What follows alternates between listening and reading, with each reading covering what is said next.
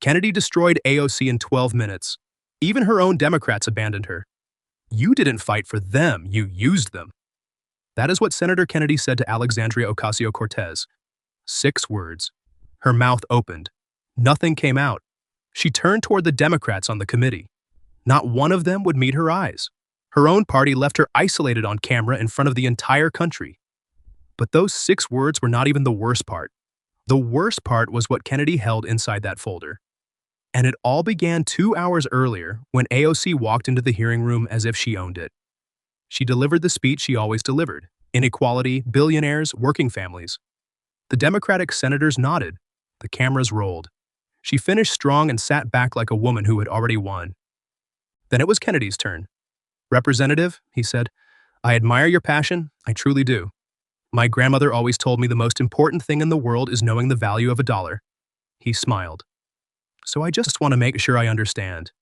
When you say you're fighting for the working class, do you mean from a 5-star hotel or a 4-star hotel?" Laughter moved through the room. Ocasio-Cortez's smile froze. "Senator, I'm happy to discuss policy whenever you're ready." Kennedy reached beside his chair and lifted a thick file onto the desk. Colored tabs stuck out from every edge, pink and yellow and green. "Oh, I am ready, ma'am," he said. "I stayed up 3 nights reading every one of your FEC filings. All of them. I brought highlighters." Ocasio-Cortez stared at the file. And for the first time that afternoon, she did not have a response ready. Kennedy opened the file to the first tab and began reading. He did not read like an accountant listing figures. He read like a man telling a story. And the story was about a woman who told retirees to send her their last $18 while she slept in hotels that charged more per night than those retirees earned in a month. "Vdara Hotel and Spa, Las Vegas," Kennedy said, running his finger down the page. $3,589.92. March 25th, 2025. He looked up. Now, for the folks watching at home who might not know, the Vdara is a luxury resort on the Las Vegas Strip. Spa treatments, rooftop pool, very nice place. One night, there cost more than a month's rent for a family in the Bronx. Your district. He flipped to the next tab. Leo Kent Hotel, Tucson, Arizona. Boutique high-rise. $3,165.76. Next tab. Hotel Palacio Provincial, San Juan, Puerto Rico. Multiple stays. He closed the file for a moment and looked at Ocasio-Cortez. "In total, Representative, your campaign spent over $53,000 on luxury hotels in 2025 alone. That's campaign money, donor money, money that came from people who believed you when you said you were fighting for them." Ocasio-Cortez leaned into her microphone. "Senator, campaign-related travel expenses are perfectly legal and standard practice for any member of Congress who serves their constituents across the country." "I didn't say illegal," Kennedy replied, his voice still calm but the folksy warmth beginning to thin. "I said you spent $53,000 on luxury hotels the same year you told retirees to send you their last $18 to fight the oligarchy. Those two things can both be legal. They can't both be honest. But the hotels were only the beginning." Kennedy shifted to Puerto Rico, nearly $50,000 in a single quarter. Luxury hotels, upscale catering, a venue rental at an arena in San Juan where Ocasio-Cortez had been spotted in a VIP suite watching a Bad Bunny concert. "You were on a tour called Fighting Oligarchy," Kennedy said. "You and Senator Sanders flying private between rallies. And then, after telling working families that billionaires were the problem, you rented a luxury suite at a concert and charged it to your campaign." He paused and looked directly into the camera. His voice dropped. "There's a retiree in Parkchester in your district who gave your campaign $18 last year. She told her neighbor she skipped refilling her heart medication that month so she could afford it. She believed you were fighting for her." He turned back to Ocasio-Cortez. "You used her $18 to sit in a VIP suite at a concert. I want you to look at that camera and tell her it was worth it." Ocasio-Cortez opened her mouth. "Senator, these expenditures are fully documented and in compliance with all applicable regulations." "Ma'am," Kennedy said, "I'm from Louisiana. We know a crawfish boil when we see one, and right now, you're boiling in your own pot." And then Kennedy did something no one in the room expected. He reached into the file and pulled out 2 single sheets of paper. He held them up, one in each hand, so the cameras could see both. "Left hand," he said. "This is a tweet you posted on March 25th, 2025 at 10:14 in the morning. And I quote, Standing with working families against the billionaire class, the fight continues. He shook the paper gently. Beautiful sentiment. Right hand, he said. This is your FEC filing for the same day, March 25th, 2025. $3,589 charged to the Vidara Hotel and Spa in Las Vegas at 3:07 in the afternoon. He lowered both hands to the desk side by side. Same day, Representative. You told working families you were fighting for them at 10 in the morning. Your campaign charged $3,500 at a luxury spa hotel 5 hours later. Same day. The room went silent. A Democratic senator on the committee looked down at the desk, avoiding eye contact with everyone. Ocasio-Cortez stared at the two pieces of paper. She had no answer for them, because there was no answer for them. The tweet and the receipt sat next to each other like a verdict. But Kennedy was not done with the money trail, not even close. He flipped to the next section of his file. Now let's talk about 3 payments your campaign made to a Dr. Brian W. Boile of Boston. 3 payments in 2025, totaling $18,725. And on your FEC filings, these payments were listed as leadership training and consulting. Kennedy looked up. I took the time to look up Dr. Boile. He's a fine doctor, Harvard-trained psychiatrist. He specializes in ketamine therapy for depression and PTSD. That is his right, and I have no quarrel with that. He removed his reading glasses and set them on the desk. But Dr. Boile does not teach leadership. He does not do consulting. He treats patients. And calling his services leadership training on an FEC filing is not his choice. That's your choice. Campaign money is sacred, Representative. It comes from people who often can barely afford to give it. People who skip meals and medication because they believe in you. When you mislabel what you spend their money on, you're not just breaking a rule. You are breaking their trust. Ocasio-Cortez's voice went tight. I am not going to discuss private health matters in a Senate hearing. Ma'am, Kennedy said, I am not asking about your health. I am asking about your honesty. If you think every politician should have to answer for where the money goes, hit that like button and stay for what Kennedy pulled out of his file next. Because it was the one thing Ocasio-Cortez could not explain away. Kennedy's voice changed. The folksy drawl did not disappear, but something sharper moved underneath it. This was the voice of a man who had been a law professor for 15 years. A man who earned a degree from Oxford and another from the University of Virginia, and who had spent decades teaching students how to find the lie hiding inside the truth. Let's go back a few years now, he said, to a man named Saikat Chakrabarty, your former chief of staff. Ocasio-Cortez's jaw tightened. Mr. Chakrabarty established 2 political action committees, the brand new Congress PAC and the Justice Democrats PAC. Between those 2 PACs, they raised a combined total of about $4.6 million. A lot of money. A lot of donors who believed they were funding a movement. Kennedy leaned forward. But here's the interesting part. Mr. Chakrabarty took $885,000 from those PACs and transferred the money to 2 limited liability companies. Companies he also owned and controlled. Brand New Congress LLC and Brand New Campaign LLC. He paused. Now, the difference between a PAC and an LLC is simple. A PAC has to report where it spends its money, an LLC does not. So when you move nearly $1 million from a PAC to an LLC, you are moving it from a place where people can see it to a place where they cannot. Kennedy closed the file and looked at Ocasio-Cortez. Your chief of staff took nearly $1 million in donations, moved it to companies he owned, and nobody knows where it all went. In Louisiana, we have a word for that. He paused. Actually, we have several words, but my mama raised me better than to use them in a Senate hearing. A long silence, then Kennedy continued. The people who donated to your PAC thought they were funding a revolution, Representative.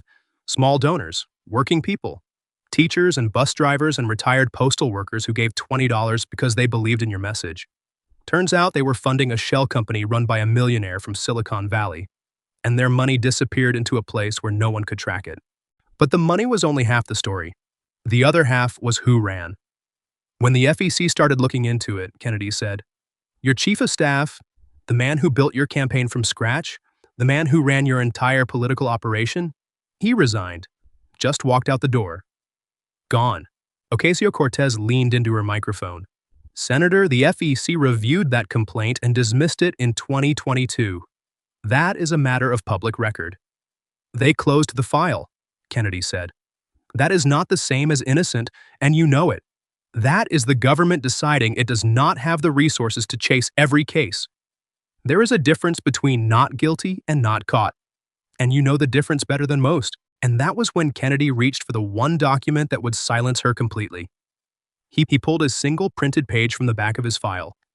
He held it up so the cameras could see the letterhead. It was a letter written on an official congressional stationery addressed to House leadership. "This," Kennedy said, "is a letter you wrote in 2019. I am going to read from it because I think the American people should hear these words." He put on his reading glasses and began. "We must demand full transparency in all campaign finances. There must be zero tolerance for dark money in our democracy. Every dollar donated to a political campaign must be accounted for. And every politician who hides behind shell companies and loopholes should be held to the highest standard of accountability." He finished reading, he looked up. He took off his glasses. "That is a beautiful letter, Representative. I mean that sincerely. Whoever wrote those words understood exactly what is wrong with Washington." He set the letter down on the desk gently. So what happened? The silence that followed was not the silence of a room waiting for an answer. It was the silence of his room that already had one. A Democratic senator near the far end of the dais quietly pushed back his chair and stood up. He did not say a word. He simply walked out of the room. No explanation, no excuse. The door closed behind him with a soft click, and everyone in the hearing room understood what that exit meant. It meant that the people who were supposed to defend Ocasio-Cortez had already started calculating how far away from her they needed to be. Kennedy watched the senator leave, then he turned back to Ocasio-Cortez. "Which brings us to another interesting pattern," he said. "Every time something goes wrong, it is always someone else's fault. The staffer, the consultant, conservative media." He shuffled his papers. "Speaking of blaming other people, let's talk about a dress. Share this with someone who is tired of being told to trust politicians with their money. Because what Kennedy did next was something you will never forget. September 13th, 2021, Kennedy said. The Metropolitan Museum of Art, the Met Gala." Ocasio-Cortez tensed. Her fingers curled around the edge of the table. She knew where this was going. Every conservative in America knew the story, but she did not know how Kennedy was going to tell it. And that uncertainty was worse than the story itself. Kennedy did not start with the dress. He started with the ticket. The Met Gala charges $35,000 per person for admission. That is more than what most families in your district earn in a year. Representative, your partner attended for free, and under House rules, members of Congress are not permitted to accept gifts over a certain value. He let the number sit. You went to a party that cost more than a year's salary for your own constituents, and you wore a dress that said, "Tax the rich." The irony would be funny if it were not so deeply insulting to the people who actually pay taxes. Kennedy moved to the ruling. In July 2025, the bipartisan House Ethics Committee, that's Democrats and Republicans together, found that you impermissibly accepted gifts connected to that event. You did not pay the designer for the dress. You did not pay for the accessories. You did not pay for the transportation. He tapped the file. And here is what gets me. You did not pay those bills until the Office of Congressional Ethics started investigating you. Not a day before, not a week before, after. Only after someone came asking questions. He shook his head slowly. When the cameras were on, you were tax the rich. When the bill came, you were, I'll pay you later. And when you got caught, you were, my staffer forgot. 3 different people for 3 different audiences, and none of them were honest. But what Kennedy said next turned the entire room against her. His voice dropped lower, slower. The folksy humor was gone entirely. What remained was something closer to quiet fury. "The designer who made that dress," he said, "is a woman named Aurora James. She runs a brand called Brother Vellies. It is a small business, a black woman-owned business, exactly the kind of business you tell America you fight for every single day." He paused. "Your staff contacted her team and pressured them to lower costs. And then, after the dress was made and the photos were taken, and the world saw you on every front page, you did not pay her. Not for months. And documents from the Ethics Committee show that her team had to threaten legal action before your campaign finally settled up." Kennedy placed both hands flat on the desk. "So let me make sure I understand your brand correctly, Representative. You fight for small businesses and minority entrepreneurs unless they make you a dress. Then you stiff them." The room did not gasp. The room did not murmur. The room simply went still, the way a room goes still when something true and ugly has been said out loud and no one can pretend they did not hear it. Ocasio-Cortez looked down at her microphone. She did not respond. She could not respond, because the Ethics Committee's own report confirmed every word Kennedy had just said. Kennedy leaned back in his chair. When he spoke again, his voice was softer, almost gentle. I have been in public service a long time, Representative. I have made mistakes. Everyone in this room has. The difference is, when I make a mistake, I say I made a mistake. I do not blame it on my staffer. I do not call it a right-wing conspiracy. I do not hire a communications director to tell America I was the victim. I just say I was wrong. He looked at her, not with anger, with something that looked almost like pity. Can you say that, Representative? Even once? About anything? Ocasio-Cortez looked to her left, toward the Democratic side of the dais, toward the senators who had nodded along with her opening statement an hour ago, who had tapped their pens in agreement, who had smiled at her passion and her conviction. Not one of them looked back. They were studying their papers, checking their phones, looking at the ceiling, looking at the floor, looking anywhere except at the woman who was drowning 3 feet in front of them. Her allies had made their choice, and their choice was silence. But Kennedy had saved the worst for last, and it had nothing to do with money. If you believe politicians should be held accountable for every promise they make, subscribe to this channel. Because the next thing Kennedy said was the moment Alexandria Ocasio-Cortez's career changed forever. Kennedy's voice changed completely. The drawl was still there, but everything underneath it was different. The humor was gone. The charm was gone. The playful traps and folksy one-liners were gone. What was left was a man from Louisiana who had grown up watching politicians make promises to poor people and then disappear into limousines, and who had waited a very long time to say what he was about to say. Let me ask you about something that matters more than all of these numbers, Representative. Not the hotels, not the PACs, not the dress, something personal. Not personal for me, personal for the people you represent. He closed the file. He did not need it for this part. He had memorized every word. In 2019, Amazon announced plans to build a second headquarters in Long Island City, Queens. Your district. 25,000 jobs. Not minimum wage jobs. Technology jobs. Engineering jobs. Jobs that pay enough for a single mother to stop working 2 shifts. Jobs that pay enough for a veteran to stop sleeping on his brother's couch. He held up his hand, all 5 fingers spread. 25,000. 70% of New Yorkers supported the deal. 70%. In a city where people cannot agree on where to eat lunch, 7 out of 10 people wanted those jobs. Kennedy lowered his hand. And you killed it. You organized against it. You called it corporate welfare. You held press conferences and rallied your base and made speeches about how Amazon was the enemy. And one day Amazon said, fine, we'll take our 25,000 jobs somewhere else. And they left. Not because the deal was bad for your district. The deal was the best thing that could have happened to your district. You killed it because opposing Amazon was good for your brand. It got you headlines. It got you followers. It got you a reputation as the woman who stood up to the richest company on earth. He leaned forward. And it cost 25,000 families their future. Kennedy did not shout. He did not raise his voice. He spoke the way a doctor speaks when delivering news that cannot be softened. There is a single mother in Hunts Point right now who works 2 jobs because she cannot find one that pays enough. There's a veteran in Parkchester who applied for 40 positions last year and got callbacks for 3. There are families in your district who skip meals, who choose between groceries and electricity, who send their children to schools that are falling apart. These are your people, your district. And you took 25,000 jobs away from them so you could get on television. Ocasio-Cortez leaned toward her microphone. Senator, that deal was corporate welfare for the richest company on the planet. We were not going to hand $3 billion in taxpayer subsidies to a $1 trillion corporation. That deal, Kennedy said, was $25,000 paychecks for people who needed them.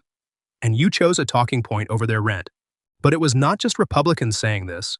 Kennedy reached into his file one more time and pulled out a printed quote. After Amazon pulled out, the governor of New York, Andrew Cuomo, a Democrat, your governor from your party, said the following. He read slowly. A small group of politicians put their own narrow political interests above their community. Kennedy set the quote down. That is a Democrat talking about you, Representative. Not me, not Fox News, not a conservative think tank. Your own governor, your own party. Even he knew you sacrificed your people for a press conference. The blow landed differently than the others. The financial scandals were about hypocrisy. The Met Gala was about entitlement. But this was about betrayal, and the fact that the accusation came from inside her own party made it impossible to dismiss as a partisan attack. Kennedy continued, his voice carrying the weight of numbers that were not just statistics but lived experiences. Your district has a poverty rate of 18.6%, almost 1 in 5 families. Per capita income is $27,000, which is $10,000 below the New York City average. Your people are struggling, Representative. They have been struggling for years. And where are you? He did not wait for an answer. Your office is open limited hours. Your phones go unanswered. Your constituents have to make an appointment just to talk to someone on your staff. And the last town hall you held, you gave a packed room less than an hour of your time, took 6 questions, and then left in an SUV out the back exit. 6 questions for 700,000 people. Kennedy read from a printout. This woman has done nothing for the community she was elected to serve. That is a direct quote from one of your own constituents, a man named Lauro Vasquez from Woodside, Queens. He set the paper down. They called you an absentee landlord, Representative. Now I am a senator from Louisiana. I know what an absentee landlord looks like, and they are not wrong. And then Kennedy said the words that ended everything. He leaned forward. The room was already silent, but the silence deepened the way silence does when every person in a room stops breathing at the same time. You told America you were the bartender from the Bronx who came to Washington to fight for the little guy. That was a good story. America believed you. I almost believed you. He paused. 2 full seconds. The cameras caught every frame. But you did not grow up in the Bronx. You grew up in Yorktown Heights, Westchester County. You stayed in 5-star hotels while your district could not afford groceries. You killed 25,000 jobs for a headline. And when your own people asked you to show up, you gave them 55 minutes and an SUV out the back door. Kennedy's eyes locked onto hers. You didn't fight for them. You used them. 6 words. The silence that followed was absolute. Not the silence between statements. The silence of an ending. Ocasio-Cortez opened her mouth, then she closed it. Her lips moved, but no sound came out. She looked like a woman searching for words in a language she had suddenly forgotten. Nothing came. If this is the kind of accountability you want to see in Washington, share this video, send it to everyone you know. Because what happened next, in the final minutes of that hearing, was something no one in that room had ever seen before. Ocasio-Cortez gathered herself. It took everything she had, but she gathered herself because that was what she had always done. She had been attacked before. She had been mocked and questioned and underestimated for her entire career, and she had always found a way to turn the attack into a weapon. She leaned into the microphone. Senator Kennedy, she said, her voice thinner than it had been an hour ago but still controlled.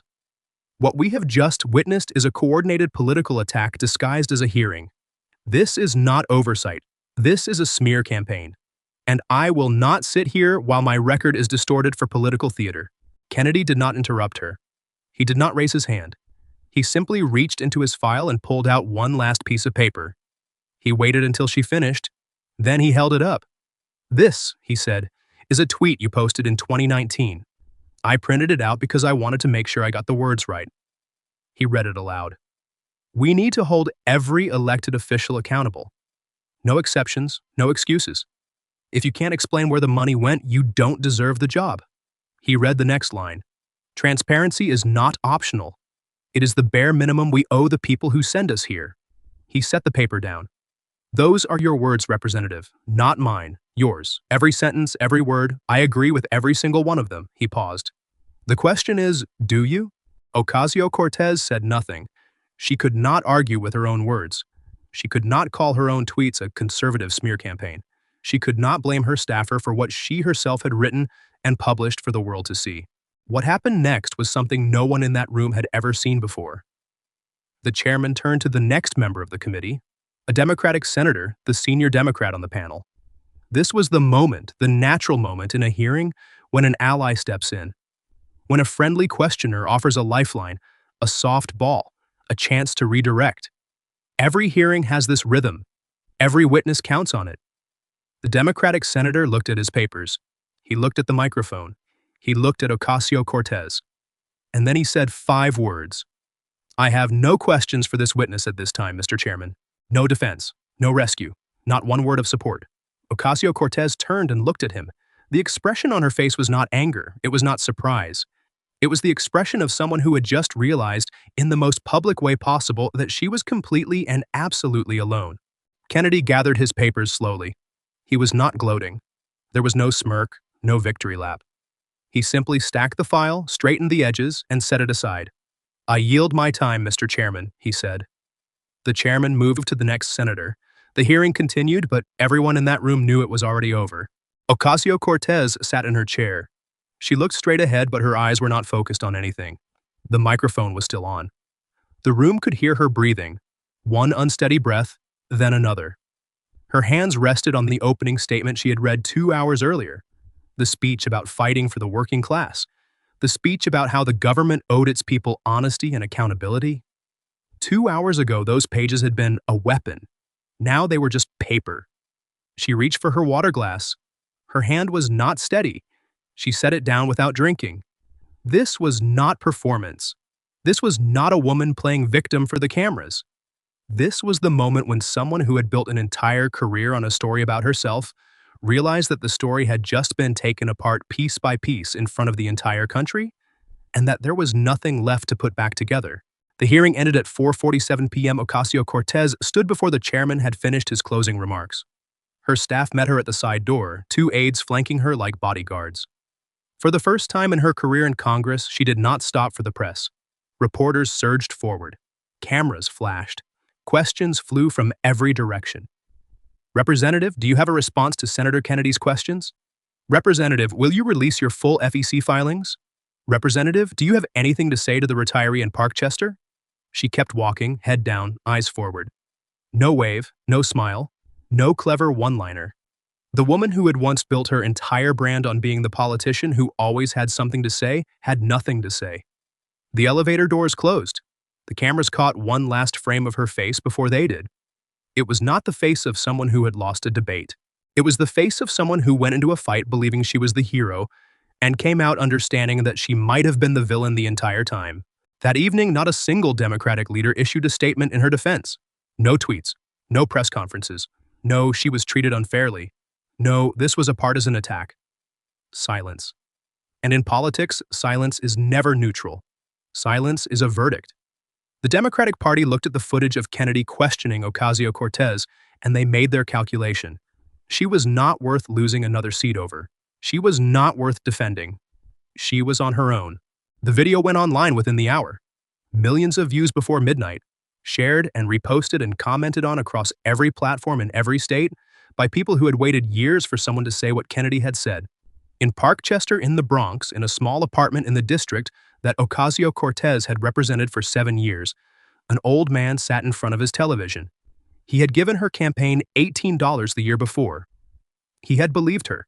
He had told his neighbors she was different, that she understood, that she came from where they came from and would fight for what they needed.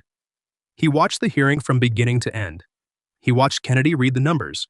He watched Ocasio-Cortez look for help that never came. He watched the Democratic senator say he had no questions. When it was over, he did not say anything. He picked up the remote and turned off the television and sat in the quiet of his apartment. Across America, millions of people who had been called crazy for questioning Alexandria Ocasio-Cortez, who had been told they were watching too much Fox News, who had been dismissed as conspiracy theorists and right-wing extremists, who had been told that she was the future and they were the past. All of those people watched the same 12 minutes of footage and they did not feel vindicated. They did not feel proud. They felt something simpler and older than that. They felt right. They had been right all along.